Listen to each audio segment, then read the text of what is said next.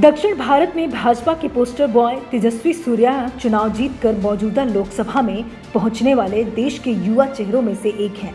28 साल के सूर्या भाजपा और बेंगलुरु दक्षिण का प्रतिनिधित्व करते हैं। हालांकि ये सीट पहले भी भाजपा के पास ही थी और दक्षिण भारतीय राजनीति के बड़े नेता पूर्व केंद्रीय मंत्री अनंत कुमार वहां से सांसद थे, लेकिन उनके असामयिक निधन से पैदा हुए शून्य को भरने में इस युवा राजनेता ने महत्वपूर्ण भूमिका निभाई है।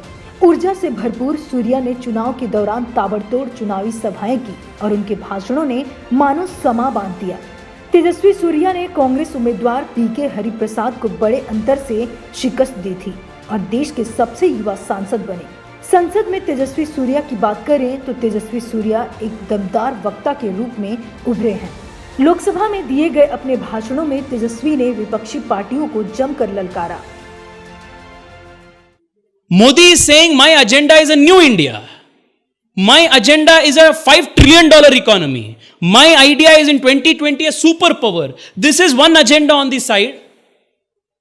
On the other hand, you have all of these jokers coming together and doing circus every single day and saying our agenda is to stop him.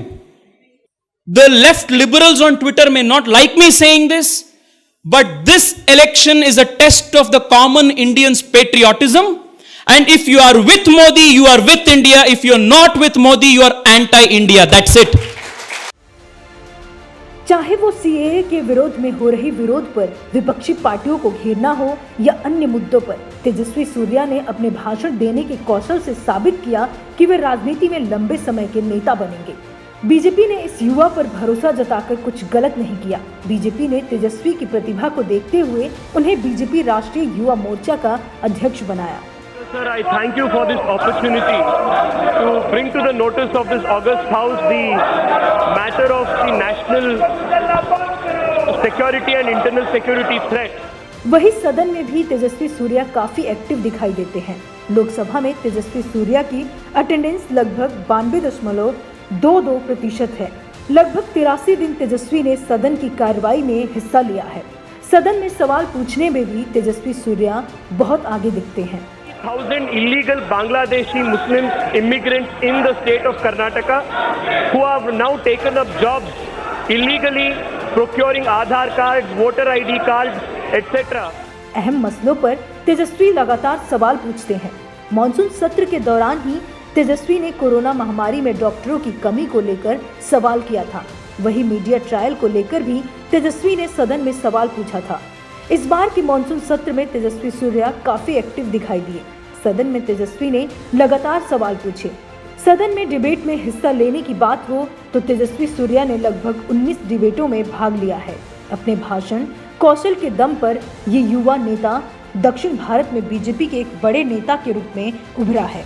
वही अगर तेजस्वी के निजी जीवन की बात करें तो तेजस्वी सूर्या का जन्म 16 नवंबर 1990 को कर्नाटक के चिकमंगलूर में हुआ था। तेजस्वी सूर्या ने कर्नाटक हाईकोर्ट में एक वकील के तौर पर प्रैक्टिस भी की है। तेजस्वी एक अच्छे वकील भी हैं। तेजस्वी बचपन से ही संघ से जुड़े रहे हैं।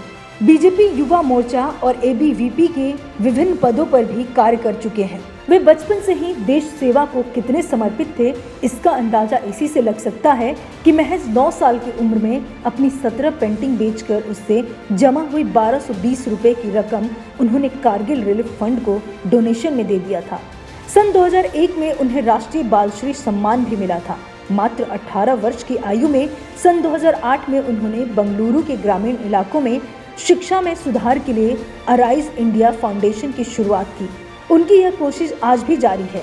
राष्ट्रीय स्वयंसेवक संघ के विचारों से प्रभावित सूर्या छात्र राजनीति संगठन अखिल भारतीय विद्यार्थी परिषद से जुड़े रहे हैं। इसके अलावा वे भाजपा की युवा इकाई भारतीय जनता युवा मोर्चा के महासचिव भी रहे हैं। कर्नाटक में हुए विधानसभा चुनावों के दौरान उन्हें पार्टी का सोशल मीडिया इंचार्ज भी बनाया गया था। सूर्या को करीब से जानने वाले लोग कहते हैं कि स्कूल के दौरान ही उन्होंने राजनीतिक परिपक्वता हासिल करनी शुरू कर दी थी। स्कूल में ही उन्होंने राजनीति से प्रेरित चर्चाओं में हिस्सा लेना शुरू कर दिया था। युवा तेजस्वी सामाजिक कार्यों में खासी दिलचस्पी लेते हैं। स्कूल में ही उन्होंने राजनीति से प्रेरित चर्चाओं में हिस्सा लेना शुरू कर दिया था। युवा तेजस्वी सामाजिक कार्यों में खासी दिलचस्पी लेते हैं। वह कई सालों से समाज सेवा का काम कर रहे हैं। जब उन्हें चुनाव लड़ने के लिए चुना गया तो पार्टी के ज्यादातर लोग हैरान रह गए। राजनीति में उनका नया होना उनकी कमी माना जा रहा था, लेकिन अपनी सूझबूझ और क्षमता से उन्होंने न केवल अपने विरोधियों का कड़ाई से मुकाबला किया, बल्कि अपनी योग्यता साबित भी कर दी। Bureau report, parliamentary business.